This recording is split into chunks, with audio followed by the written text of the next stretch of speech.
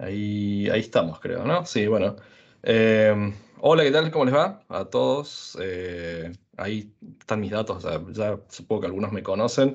Para los que no, mi nombre es Matías Diácono y ahí tienen un poco de la información sobre mí, no vamos a andar mucho en eso. Sí, como siempre hago autopromoción de mi canal de YouTube, el cual nada, hablo sobre tecnología y está ahí. Así que si quieren darse una vuelta, suscribirse y esas cosas, bienvenidos. Y seguramente, nada, algo podrán encontrar que sea de utilidad. Así que vamos a lo que nos trae hoy. Un poco la idea de lo que vamos a ver hoy, o lo que vamos a hablar hoy, es sobre lo nuevo de C Sharp, o C Sharp 10 en este caso. Y vamos a ver, bueno, vamos a ver algunas de las principales características que tiene, pero también hablar de algunas cuestiones que si no estamos, digamos, no estamos, me sale la palabra en inglés, aware de esto, o sea, no estamos al tanto de lo que está pasando en el mundo de C Sharp, en el mundo de .NET, por ahí nos va a servir también como para enterarnos un poquito de eso. Obviamente, como quería destacar acá, vamos a hablar sobre el delta, o sea, esto quiere decir que no vamos, o sea, algunos de los conceptos probablemente, si no los han visto hasta ahora, van a sonar totalmente fuera de tono, o sea, como que jamás escucharon de esto en C Sharp, como que nada, es 100% nuevo y van a necesitar probablemente cierto conocimiento de las versiones anteriores. Pero justamente lo vi el otro día, hace 11 meses, casi un año atrás, dimos otra charla donde, también, digamos, por este canal, donde hablábamos sobre C Sharp 9. Y esto, o sea, digamos, y ahí está todo detallado, e incluso hay otra charla más sobre C Sharp 8. Y digo esto ¿por qué? Porque como desarrolladores, de alguna forma, o sea, desarrolladores que usamos C Sharp, de alguna forma hemos sufrido, voy a usar esta palabra, el avance del lenguaje y el avance de .NET de forma muy, muy apresurada. O sea, esto quiere decir que en menos de 2 años, 2 años y medio, hemos pasado de .NET Core 3.1 a .NET 5, .NET 6, C Sharp 8, C Sharp 9 y ahora C Sharp 10. Y a veces nos resulta o nos puede llegar a resultar un poco difícil mantener el ritmo. E incluso si nosotros estamos trabajando en determinadas aplicaciones que tienen un transcurso de vida o una duración de esas aplicaciones mayores a, no sé, a un año o 2 años, probablemente no nos dé el tiempo para, por ejemplo, actualizarlas y pasar a utilizar digamos, la siguiente plataforma, la siguiente versión de .NET, la siguiente versión de C Sharp, la siguiente versión de Visual Studio y demás cuestiones. Entonces, altamente recomendado que vayan a YouTube, busquen el canal si, digamos, si no conocen sobre el tema o no lo han visto así ya 9 todavía, vayan al canal del MOOC y ahí tienen otro evento, como les decía, que hablamos y detallamos cada una de las cosas nuevas que venían en C Sharp 9 y obviamente, como les decía antes, en C Sharp 10 básicamente tenemos un set de cosas nuevas por encima de esas cosas que ya teníamos en la versión anterior. Y volviendo al tema este voy a mover esto por acá un poquito, volviendo un poco a la idea de esto de que de alguna forma tenemos que empezar yo personalmente siento como que estamos corriendo una maratón que por un lado va C Sharp y va ganando, y por otro estamos los devs que tal vez no nos da tanto tiempo a poder salir digamos, perseguir la evolución de C Sharp. Esta es una timeline bastante conocida que muestra justamente cómo ha sido la evolución y cómo va a ser la evolución tanto de .NET como en algún punto de C Sharp. O sea, y digo en algún punto porque, bueno, obviamente acá no está, pero como para que entendamos qué es lo que está haciendo Microsoft con la plataforma y obviamente nosotros vamos a tener que adaptar a eso. Si vemos por acá, de hecho, el año pasado, justamente, sale .NET 5 y con eso C Sharp 9, y por eso justamente el evento que habíamos hablado sobre C Sharp 9, con un montón de nuevas cosas. Y un año después, o sea, ya ahora, va a estar, digamos, disponible la versión 6 de NET. O sea que si ni siquiera hemos usado todavía la versión 5 de NET, ya vamos a tener la versión 6. Y el año que viene vamos a tener la versión 7 y o sea, y en 2 años vamos a tener la versión 8. Y esto quiere decir que básicamente Microsoft lo que está haciendo, o lo que, digamos, parte de lo que ha declarado y parte de sus planes, es que va a ir sacando una versión nueva de NET anualmente. O sea, todos los años vamos a tener una versión nueva de NET y con ello también, digamos, lo que se ha dicho es que todos los años vamos a tener una versión nueva de C Sharp que va a ir junto con la versión nueva de NET. Entonces, si bien digamos, los cambios que hubo desde la versión 7 a 8 fueron grandes y de la versión 8 a 9 fueron mucho más grandes, o fueron, digamos, voluminosos, obviamente de 9 a 10 no son tantos, digamos, hay una cuestión menor, pero es algo que tenemos que obviamente adaptarnos. Y obviamente la versión 11 va a tener probablemente cambios, todavía no se sabe qué es lo que va a tener, digamos, pero va a tener probablemente cambios o aditamentos pequeños, o sea, un subconjunto de aditamentos, pero así todo, si nosotros dejamos pasar el tiempo y seguimos pensando en C Sharp 7 u 8, nos vamos a encontrar con que hay un montón de features que nos estamos perdiendo o que cuando vayamos a querer desarrollar o mantener código de alguien que sí usa la última versión, probablemente no entendamos nada de lo que está pasando ahí porque con el transcurso del tiempo, digamos, el lenguaje ha estado cambiando tanto y mutando tanto que probablemente si comparamos códigos de una versión y de otra, o sea, una versión, por ejemplo, C Sharp 7 y C Sharp 10, es probable que no nos parezca el mismo lenguaje, o sea, para nada. Entonces va a resultar bastante complicado si no nos sumamos a eso. Así que nada, como para estar atentos a esta idea y mantener esta cuestión. ¿Sí? Así que por eso justamente, como les decía, lo que vamos a tratar de ver es un poco el delta de esto, o sea, comparado con solamente lo nuevo que está viniendo, pero sin ahondar mucho en aquellas cosas que ya estaban en el lenguaje anterior y que cosas nuevas se sustentan o se paran por encima de lo que estaba en la versión anterior. Así que dentro de las cosas que tenemos, o dentro de la lista de cosas que tenemos, y que ya nomás después de nombrarla vamos a ir a hacer un poco de código, de las cosas que se han agregado son, por ejemplo, usings que son globales, o sea, que vamos a ver que podemos empezar a declarar usings de forma que afecten a toda la aplicación, y esto tiene mucho que ver justamente con la forma que básicamente se creó, se introdujo en C Sharp 9 para hacer aplicaciones, o sea, para escribir aplicaciones. Y vamos a ver un ejemplo de eso. Tenemos Ah, ahora namespace. Ups. No sé si alguien tiene el micrófono abierto, por favor, si lo puede eh, cerrar. Namespace que van a ser aplicables a todo un archivo en particular. Y acá nada, o sea, lo vamos a dejar ahí, vamos a ver de qué se trata. Se agregan más conceptos de property patterns o de patrones que ya se habían agregado, por ejemplo, con los switch o con las condiciones y demás. Vamos a ver un poco qué se hizo con el tema de interpolación de strings y un par de cosas más que tenemos ahí dando vueltas. Así que vamos a ir directamente a hacer un poco de código. Así que lo primero que tengo que hacer es, permítanme descompartir esto y recompartir esta otra cosa. Así que eh, espero que ahí ya se esté viendo. Supongo que sí. Asumo que sí. Así que lo voy a dejar por acá.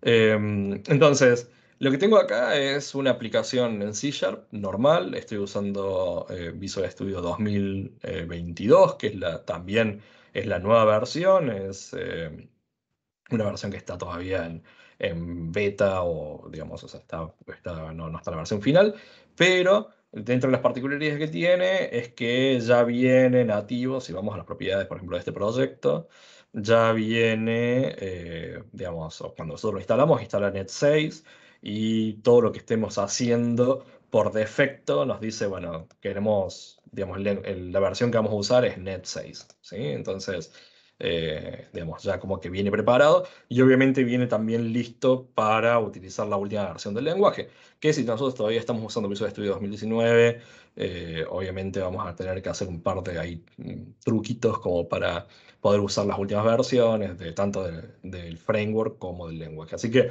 lo tenemos acá. Y nuevamente, digamos, esto, si no han visto las versiones anteriores, o sea, si no han visto C# 9 en particular, esto que tenemos acá es el template que viene por defecto de una aplicación de consola. Y como podrán notar, no tenemos clases, no tenemos usings, no tenemos nada. Y si yo ejecuto esto, funciona. ¿Sí? O sea, tenemos este Hello World y funciona. O sea, quiere decir que eh, la aplicación de consola que tenemos está funcionando de esta forma, sin toda esa verborragia que teníamos anteriormente a la hora de empezar a, digamos, de empezar ¿cómo se llama? A desarrollar, o sea, que teníamos que declarar clases, using, namespace y bla, bla, bla, todo ese tipo de cosas, ¿sí? Entonces, esto no es de C# 10 en particular, sino que es de C# 9, o sea, ya se introdujo en aquel momento. Y como esa idea, o sea, la idea de C# 9 en cierto punto era la de empezar a generar código, o sea, siempre apuntando a tener menos cantidad de código, a que sea un código más fluido, o sea, una escritura más fluida, más simple, más simplificada, o sea, con menos líneas de código y demás. Entonces, parte de las features nuevas que tenemos ahora en C# 10 siguen apuntando a esa idea de empezar a escribir cada vez menos código, ¿sí? O sea, tener cada vez menos código. Y acá tenemos, por ejemplo, algo interesante. Por ejemplo, yo tengo o sea, he creado una librería de Nugget que la tengo instalada en esta aplicación en particular, o sea, la puse como referencia en esta aplicación, en la cual básicamente lo que tiene es una serie de extensiones sobre booleanos y otro tipo de cosas, ¿sí? Entonces, una de las extensiones es esta, por ejemplo, donde yo puedo agarrar y decirle que quiero si alguna condición es verdadera, voy a decir console, while eh, no sé. Entonces, vamos a borrar esta línea que tenemos acá. Entonces, si yo tengo algo verdadero, o sea, digamos, tengo una condición en particular, ¿sí? Si es verdad, si se evalúa como verdadero, nada, hace lo que está acá adentro. Entonces, si yo lo ejecuto, obviamente true es verdadero y va a ser eso. O sea, lo importante obviamente no tiene nada que ver con esto, pero sí tiene que ver con esta parte de que tengo acá, que es, yo tengo este archivo, ¿sí? Tengo este archivo acá, que es mi proyecto, y sin embargo, estoy hablando de que acá tengo un método extendido, que de hecho es un método extendido, como podemos acá, y sin embargo puedo accederlo y puedo verlo y no tengo nada de lo tradicional, o sea, no tengo usings, no tengo... es más, esta es la línea número uno, o sea que no tengo nada, absolutamente nada acá. ¿Y cómo puede ser posible si, obviamente, cuando nosotros normalmente trabajamos con librerías o incluso con nuestras propias clases y demás, tenemos que por lo menos agregar un using en la parte de arriba o tener perdón, ya tengo un lío de lenguajes, poner un using y hacer una referencia a eso que tenemos ahí. Entonces, una de las características, como les comentaba en esa lista que vimos rápidamente, es que nosotros podemos tener usings globales, ¿sí? Entonces, todo lo que, digamos, yo lo he puesto acá en un archivo separado justamente para que discutamos o entendamos uno de los beneficios que a mí personalmente me parece interesante, y es que si nosotros declaramos un using, ahora le podemos agregar la palabra global adelante, y esto va a hacer que para toda nuestra aplicación nosotros podamos acceder a lo que esto está siendo declarado. Entonces, ya no necesitamos agarrar y tener, como les decía antes, o sea, podríamos obviamente tenerlo acá, pero no lo necesitamos más, o sea, no necesitamos tener esto en ese lugar. Tranquilamente lo que podríamos hacer es tener un using en un archivo como lo que yo tengo acá, en un archivo aparte, en una clase aparte, y declarar todos los using que nos hacen falta y dejar listo nuestra solución para que cualquiera pueda acceder a las cosas que la solución entiende que debería tener, ¿sí? Y como un using, esto viene de tiempos originales, digamos, de .NET y de C Sharp, un using no agrega nada en particular a nuestro código. O sea, cuando nosotros compilamos, no se agrega nada. O sea, por más que tengamos 2000 usings en la lista, sí, la compilación va a ser más lenta porque, digamos, el compilador tiene que analizar si son útiles, si no son útiles y demás cuestiones. Pero a nivel de código compilado, no hay ninguna diferencia. O sea, el resultado, tengamos uno, dos o tres usings o 10 usings, no le agrega nada, ¿sí? Entonces, tener la lista de usings de esta forma nos ayuda justamente, o nos va a ayudar a, primero no nos va a generar ningún tipo de contratiempo, y por otro lado nos va a ayudar, por ejemplo, en el caso este de métodos extendidos, a que nosotros podamos tener esos métodos extendidos o esas clases o esos objetos, esos modelos disponibles en todos lados. De nuevo, para mí me parece esto me parece una gran incorporación. Eh, Ahí tenemos otro micrófono Bueno, voy a abierto. escuchar un cachito esto y después charlamos, Franco, ¿querés?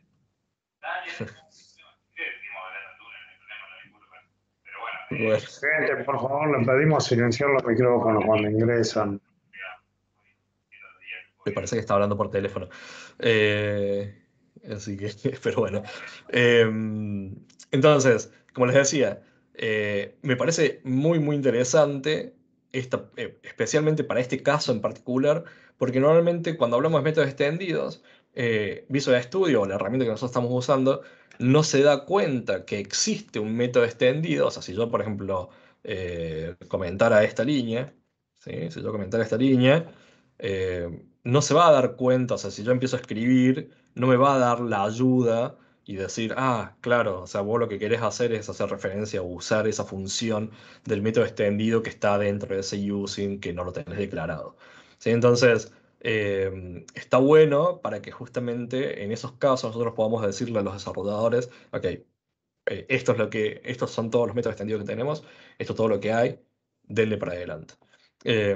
Obviamente ese es un caso positivo, me parece un caso positivo y está bueno. Un caso negativo, que esto ya también va a depender mucho de cómo nosotros estemos acostumbrados a desarrollar y cómo mantengamos nuestra arquitectura, es que muchas veces, especialmente cuando trabajamos con, por ejemplo, Entity Framework y tenemos nuestra clase que se usa para describir nuestra tabla en la base de datos, y después tenemos un DTO o algo que nos sirve para transportar esa información desde la base de datos hacia, por ejemplo, una API. eh, Creo que ni siquiera había puesto mi caripela. Ahí vamos, ¿no? Entonces, ahí volví. Entonces, digamos, lo que solemos hacer o lo que podemos encontrarnos con un problema es que muchas veces el nombre de la tabla o el nombre de la clase que representa la tabla es exactamente igual al nombre de la clase del DTO. Entonces, si nosotros tenemos que importar todos los usings, podemos llegar a cometer un error de que no, primero vamos a tener nombres repetidos y segundo no vamos a saber necesariamente si estamos haciendo referencia al DTO o estamos haciendo referencia a la tabla y ese tipo de cuestiones, ¿no? Pero bueno, probablemente sea un mal menor. O sea, digo, es algo que obviamente lo vamos a tener que remediar de otra forma. Así que no es tan complicado, pero es una cuestión un poco negativa. De cualquier manera, de nuevo, me parece excelente esta idea, ¿sí? Otra de las funciones, voy a ir agregando cosas acá, así tipo random. Otra de las cosas que nosotros tenemos es que nosotros, por ejemplo, podemos declarar, voy a poner acá algo así, podemos declarar, esto lo sabemos hacer todos, constantes, ¿sí? Por ejemplo, en este caso de tipo string. Y muchas veces necesitamos hacer algo como, por ejemplo, lastname, ¿sí? Y también queremos que sea una constante, pero la idea justamente de las constantes es que nosotros propagamos normalmente esta constante a través de todo el código. O sea, que quiere decir, por ejemplo, en vez de decir esto, puedo decir, voy a ponerle acá el símbolo de, vamos a decir name, ¿sí? Entonces yo lo que quiero es que si yo cambio acá, no sé, Juan, o sea, quiero que me cambie en toda la aplicación, quiero que me cambie este valor. Entonces, ¿qué pasa si yo tengo algo así como, en vez de last name, lo vamos a poner full name, ¿sí? Entonces, ¿qué tengo que hacer? Juan, no sé, ¿sí? Ahora digo, quiero cambiar a, no, era Matías, entonces, bueno, voy a poner Matías y tengo que venir acá y tengo que poner Matías y qué sé yo. Entonces, esto claramente es un dolor porque, nada, no tiene mucho sentido, o sea, no tiene mucha lógica. Así que algo de lo que se hizo, o sea, una de las nuevas cosas es que dentro de las constantes, o sea, o de la declaración de constantes, nosotros podemos usar string interpolation, o sea, interpolación de strings, para referenciar, por ejemplo, a otras constantes. Entonces, puedo armar, digamos, en el momento de la descripción de mis variables, y en este caso de mis constantes, puedo utilizar string interpolation para justamente utilizar cualquier otra variable. Y eso de nuevo está bueno porque, de nuevo, o sea, volviendo a este caso simple, o sea, de nuevo, no es necesariamente que sea, uy, qué gran cambio, pero volviendo a este caso, o sea, yo ahora tengo la posibilidad de simplemente cambiar esta variable, esta constante, y afecta a todo lo demás que esté utilizando. Así que eso me parece que está también es interesante y soluciona varios casos que, nada, que solemos enfrentarnos. Así que este es otro de las features que que se han incorporado dentro de C Sharp. Y bueno, obviamente que si lo ejecutamos, funciona como debería funcionar y está todo bien. ¿Sí? Así que venimos bárbaro. Otra de las, voy a ponerlo un poquito más abajo, vamos a dejar esta parte, que es la parte un poquito más simple. Otra de las cosas que se ha hecho es que nosotros podríamos, por ejemplo, declarar expresiones lambda en línea, podríamos, incluso si no trabajamos con expresiones lambda, pero podríamos, por ejemplo, crear elementos al momento de devolver información dentro de una función que sean una estructura de datos, ¿sí? O sea, que no sea simplemente un tipo de datos, sino que sea una estructura y más, digamos, específicamente una tupla, ¿sí? Una tupla es un tipo de dato que tenemos por ahí, que es este, y el cual nosotros podemos definirle, por ejemplo, diferentes tipos, ¿sí? Em, por ejemplo, no sé, quiero que sea string, entero y string, y lo que vamos a tener es una tupla, o sea, un elemento que puede contener un entero y un string, y esto lo podemos, nada, ir utilizando como tipo de dato. Hace tiempo ya se hizo exactamente lo mismo, pero en el cual nosotros podíamos decir, bueno, por ejemplo, voy a decir int A, int B, y le vamos a decir, no sé, get values. Y podríamos hacer que en vez de devolver una tupla, ahora devolvemos, por ejemplo, una cosa por el estilo. ¿Sí? Entonces, declaramos la tupla de esta forma, o sea, este es el tipo de dato que estamos devolviendo, esto es una expresión lambda, y le estamos devolviendo estos valores con estos cositos, ¿sí? O sea, con estos paréntesis. Y si nosotros queríamos llamar a esto, podríamos decir, por ejemplo, A1, B1 igual a getValues, y esto, o sea, esto lo vamos a poner un poquito más abajo. Entonces, A1 y B1, o sea, A1 obviamente va a ser de tipo entero, B1 va a ser de tipo entero, y lo que toma son los valores que nosotros estamos devolviendo a este lado. O sea, que de hecho, si sí, vamos a dejar eso ahí. Si nosotros escribimos esto en la consola, bueno, vamos a poner A1. Y como pueden ver, Visual Studio, eh, esto no tiene nada que ver con C Sharp, pero Visual Studio, la nueva versión, tiene, no digo Copilot, si no han visto la charla de Copilot, pero ayuda muchísimo en la escritura, detecta mucho lo que estamos haciendo y demás cuestiones, ¿no? O sea, es casi como que entiende qué es lo que queremos escribir. Pero bueno, volviendo al tema, acá está el uno, que es justamente lo que lo que estamos devolviendo en este caso, ¿no? Obviamente, si yo le pusiera B1, va a devolver 2 y demás. O sea, ¿qué quiere decir? Que hemos deconstruido, de alguna forma, el resultado que venía de esta tupla y hemos asignado a A1 B1. ¿Sí? O sea, el valor que venía para este lado y para este lado, para estos dos lados, en cada una de estas variables. Ahora, esto no es la nueva feature. De hecho, esto ya viene desde C Sharp 8, si no me acuerdo. Em, pero digamos, igual había algo que no cerraba mucho. Entonces, lo que se ha hecho nuevo es que nosotros, por ejemplo, podemos definir, por ejemplo, voy a definir A1 acá, ¿sí? O sea, A1 es esto, lo estamos definiendo fuera. Esto ya también medio que como que se podía hacer, pero podíamos definirlo. Y también lo que podemos ahora es definir en el momento de que estamos capturando la información o que estamos obteniendo la información de la función y estamos deconstruyendo el valor. Entonces, no solamente podemos declarar la variable fuera de la deconstrucción, ya no necesitamos poner el var acá y que, bueno, que el compilador se encargue de ver cómo lo hace, sino que yo puedo agarrar y decir, bueno, voy a crear una variable en este momento que luego, lo voy a poner acá como para que lo veamos, que luego lo voy a usar más adelante y lo puedo declarar de esa forma. Entonces, en este caso, obviamente tiene el valor de 2 y funciona sin ningún tipo de problema. Entonces, obviamente también podría haber hecho esto, digamos, ¿no? O sea, está totalmente válido también. Pero digo, pasar desde ese var con la definición de, de los dos elementos y dejar al compilador que lo haga, ahora es como que tenemos un poco más de control sobre qué podemos hacer y qué queremos hacer. Porque de hecho, por ejemplo, nosotros podríamos, si esto está devolviendo un entero, pero si por ejemplo está devolviendo un objeto que implementa una interfaz en particular, podríamos estar diciéndole que sea de esa interfaz y que no sea del objeto. Digo, o sea, podemos jugar un poco más, tenemos como un poco más de libertad a la hora de construir los valores que vienen, en este caso de una tupla. Podemos tener un poquito más de libertad. Así que eso también está interesante. Y obviamente, de nuevo vuelvo al principio de la presentación, si es su primer contacto con las nuevas cosas, o sea, con la evolución de lo que está pasando con C Sharp desde hace un año y medio, 2 años atrás, esto que estamos viendo acá se parece cada vez más a otro lenguaje.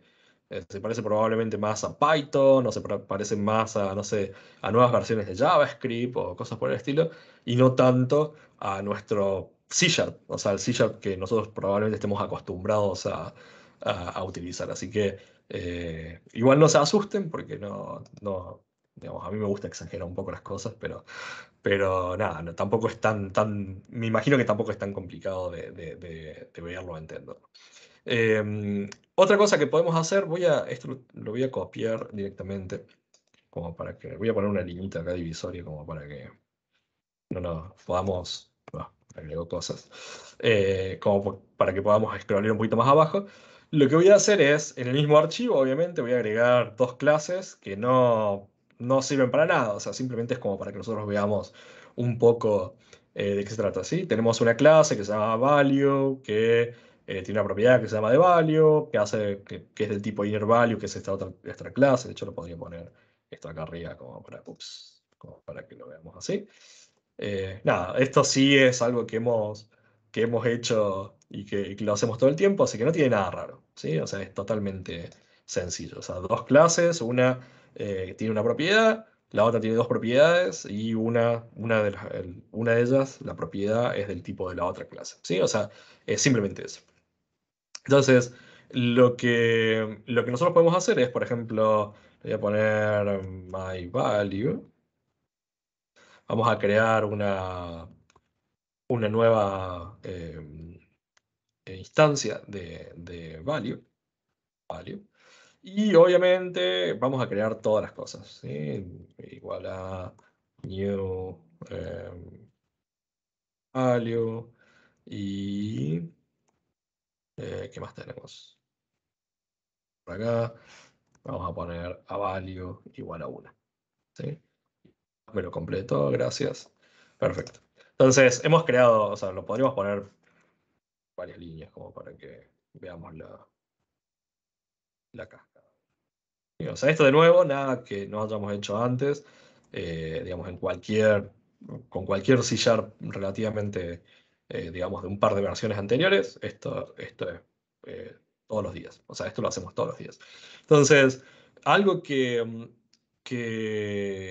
se agregó, digamos, o sea, pero se agregó en esta versión en particular, y es lo que yo les decía un poco, es el tema de patrones, o sea, cómo nosotros podemos empezar a hacer matching de propiedades dentro de nuestros objetos basado en la estructura del objeto, ¿sí? O sea, digo, si han podido ver los patrones para el switch, donde tenemos, nada, podemos declararlo de determinada forma, o sea, una forma completamente diferente a la que estábamos acostumbrados a usar el switch.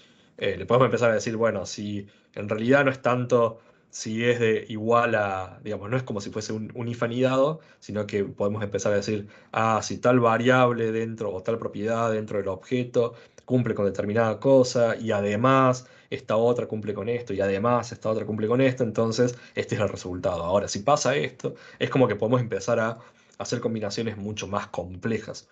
Entonces, en este caso, lo que nosotros podemos decir es, por ejemplo, le puedo decir que, por ejemplo, si esta variable myValue es, por ejemplo, value, y podemos empezar a crear una especie de, digamos, sin necesariamente referenciar o crear un objeto en particular, podemos describir algo muy similar a lo que hemos descrito acá, y le podemos decir si esta variable es o concuerda con esta firma que estoy por crear ahora, entonces quiere decir que la condición debería ser igual a true. ¿Sí? Entonces, por ejemplo, tenemos, lo puse allá arriba, de value, y voy a decirle, bueno, y de value tiene una variable o tiene una propiedad que va a ser igual a, o quiero que sea igual a 1, porque le puse 1.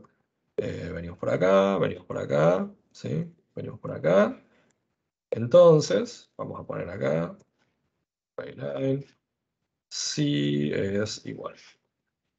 O sea, entonces, lo que se ha hecho en C Sharp 10 es que nosotros podemos empezar a, dentro de estos patrones para macheo, lo que podemos es empezar a como excavar y ir cada vez más profundo en la definición de cómo queremos hacer esa comprobación. Entonces, en este caso le estamos diciendo, esta variable que tenemos acá, si es de digamos, si cumple toda esta condición que tenemos acá, entonces debería ser true y por lo tanto debería entrar ahí. ¿Sí? Y dice, obviamente, dice sí es igual, o sea que está todo bien. O sea, incluso yo podría, hay otra propiedad acá dando vuelta, le podría decir si esto es 0, por ejemplo. Y obviamente como el valor por defecto de un entero es 0, en este caso, o sea, el constructor por defecto lo que hace es construirlo a 0, entonces obviamente va a seguir diciendo que es true, que es igual, pero si yo dijese y esto es 1, ahora no debería funcionar, ¿sí? O sea, no debería estar entrando. Y está bien, ¿no? O sea, es justamente lo que está haciendo. Entonces, de nuevo, es una forma, o sea, o por lo menos se ha extendido y se ha mejorado el mapeo o el macheo, más que mapeo, macheo, o sea, el matching de los patrones. Y algo interesante, simplemente como para hacerme nada, el bueno en esto, podemos usar mi librería y hacer algo parecido y decir, bueno, si esto es true, entonces console writeline esto. Y venimos por acá, borramos todo esto y tenemos ahí algo que parece cada vez menos a C Sharp y sí, y funciona. Entonces, nada, podemos llegar a hacer este tipo de cosas y que de hecho, digo, lo pongo con esta librería que les mostraba al principio, o que les comentaba rápidamente al principio, porque justamente de nuevo, o sea, todo esto que vemos acá, todo lo que estamos viendo de las mejoras, está apuntado a trabajar más de este tipo de formas. O sea, más de una forma fluida, de escritura fluida, más que, o digamos, o declarativa, más que de la forma estructural como estábamos acostumbrados a trabajar hasta el momento. Entonces, tener algo como esto es totalmente válido, digamos. O sea, una cosa así es casi a lo que se quiere apuntar. ¿Sí? Así que eso está bueno. Y por último, de las últimas cosas que tenemos, algo que de nuevo esto se ha agregado recientemente, es un pequeño aditamento que se ha agregado, es que de nuevo, si han podido usar esto, sabrán que tenemos un nuevo tipo de elemento, o sea, un nuevo tipo de datos, así como tenemos clases, estructuras digamos, y algún otro tipo dando vueltas, numeraciones y demás. Tenemos una que se llama record, que es my record, que es un tipo de dato que por defecto es de solo lectura, o sea, es read-only. sea, que todas las propiedades que nosotros podamos declarar acá adentro son de solo lectura. O sea, que no, digamos, no se pueden modificar salvo que creemos una copia nueva, obviamente con la misma información, pero es una copia nueva o una instancia nueva al momento de querer modificarla o al momento de querer hacer cualquier cosa con ese elemento. Obviamente hay un montón de cosas que se han agregado con esto, o sea, y por ejemplo, inicializadores obligatorios digamos, propiedades que sí o sí tienen que ser inicializadas a la fuerza por el consumidor del registro, o formas particulares eh, de cómo copiar elementos o cómo compararlos y cosas por el estilo. O sea, hay mucho ahí. De nuevo, esto viene de C Sharp 9, así que ahí no nos vamos a tener mucho. Pero lo que sí se ha agregado, lo nuevo que tenemos acá, es que nosotros podemos crear estructuras que sean registros, ¿sí? Por ejemplo, yo podría decir que esto sea un récord, pero que además sea una estructura de tipo read-only y como los registros. Nosotros podemos, esto probablemente lo debería haber mostrado antes, vamos a hacer un rollback rápido. Nosotros podemos, por ejemplo, crear una propiedad acá, ¿sí? Y esto es parte de un registro, o sea, se llama myProperty, es un entero. Podemos obligar a que esto sea, como les decía al principio, cuando nosotros estamos declarando, que sí o sí lo podamos definir solamente al momento de la declaración y más cuestiones. O algo que tienen los registros es que yo podría decir, por ejemplo, no sé, string name, y puedo decir que en la firma, o sea, declaro las propiedades que quiero, y esto es todo lo que necesito. O sea, que si yo quiero crear un registro, podría decir my record, new, puedo decirle una cosa así, y debería tener, ¿qué es lo que no le gustó? Eh, ¿Qué no le gusta? Ah, ok, vamos a moverlo. Vamos a moverlo un poquito más arriba. Que no le gusta probablemente la clase. Tenemos un using, no tenemos nada de eso. A ver, no importa. Sí, hay cuestiones que en estas, eh, en estas aplicaciones de una sola, digamos, puestas ahí, sin clases y nada, necesitamos seguir una estructura en particular. En este caso, las declaraciones de las clases y ese tipo de cosas no le gusta antes de esto. Pero bueno, volviendo al tema. Decimos entonces, con hacer esto, como declararlo de esta forma, asume de que tenemos un constructor que tiene un parámetro y que ese parámetro es obligatorio, o sea, no tenemos otro tipo de constructor y tenemos que pasárselo sí o sí y demás cuestiones, ¿sí? Entonces, esta ventaja, o sea, podríamos haberlo hecho de la otra forma con properties, pero esto que tenemos acá, o sea, esta particularidad, es la ventaja que les mostraba rápidamente recién, que es que nosotros podemos declarar una estructura que sea un récord, o sea, una estructura que es read-only y que además podemos, por ejemplo, inicializar todos los elementos de esta forma. O sea, podemos no solamente forzar la inicialización, sino que declararlos de esta forma, sin tener que ser, de nuevo, muy verborrágicos a la hora de describir nuestro tipo de datos, o sea, describir nuestra estructura. Entonces, esto sigue siendo, o sea, es una estructura eh, que tiene como parámetro, o como constructor tiene un parámetro, en el constructor tiene un parámetro que se llama name, y que nosotros le podemos pasar ese elemento y lo vamos a trabajar como si fuese nada, una estructura que va a ocupar un espacio particular en la memoria, que se va a comportar diferente que una clase y demás cuestiones, con la ventaja que además es read-only y que además, nada, no tenemos que escribir tanta cosa alrededor. Así que nada, digamos, esa es otra de las particularidades. Y eso lo interesante de esto es que, como yo les venía a hablar del delta de C Sharp, lo bueno es que no hay mucho más. Eh, o sea, eso es básicamente las cosas nuevas que hay. Hay un par de cositas más. Hay un par de cositas más, pero que no, digamos, son muy especiales, muy particulares y que están más relacionadas a el compilador y cómo el compilador genera ciertas estructuras y ciertas instrucciones y demás cuestiones que normalmente cuando nosotros trabajamos en esto, muy rara vez lo vayamos a usar, pero muy rara vez lo vayamos a usar. De nuevo, es muy específico. Entonces, no, me parece que no tenía mucho sentido incluirlas en este caso.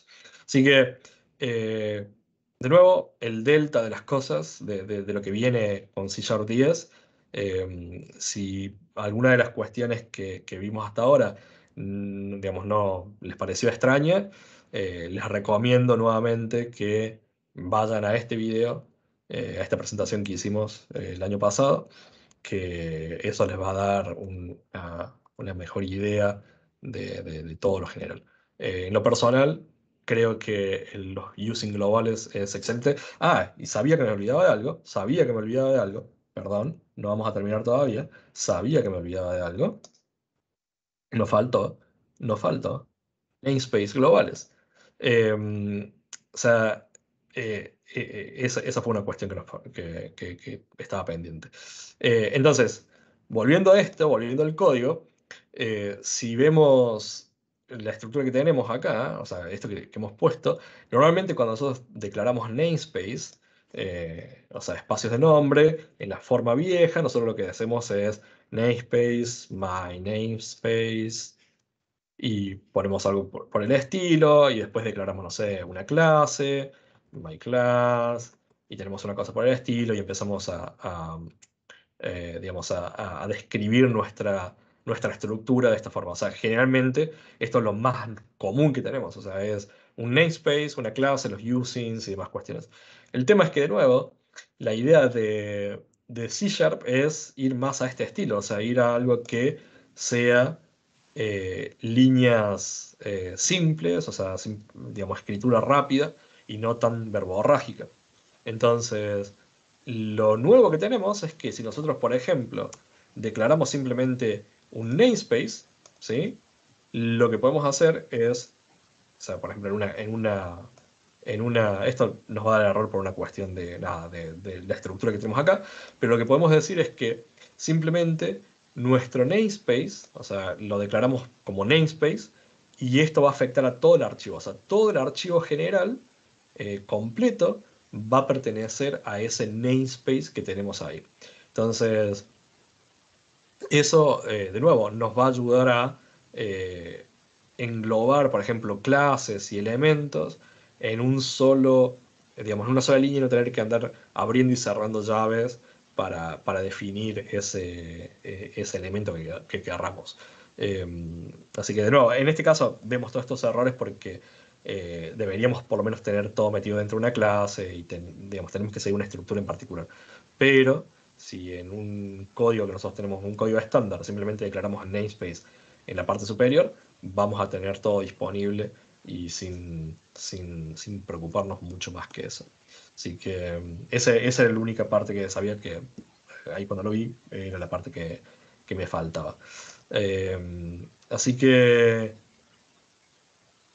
voy a compartir de nuevo esto. Así que eso, de nuevo, es el delta de C#. Eh, y nada, quedo abierto a preguntas.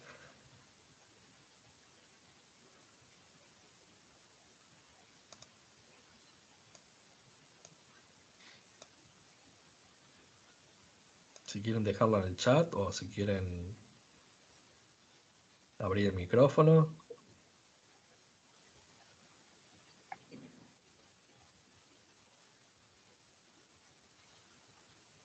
¿No?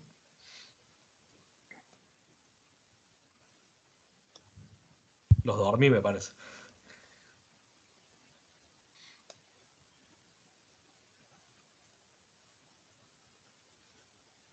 Bueno, si no hay ninguna pregunta, de nuevo, muchas gracias. Mis datos están ahí disponibles y supongo que en algún momento nos volveremos a encontrar.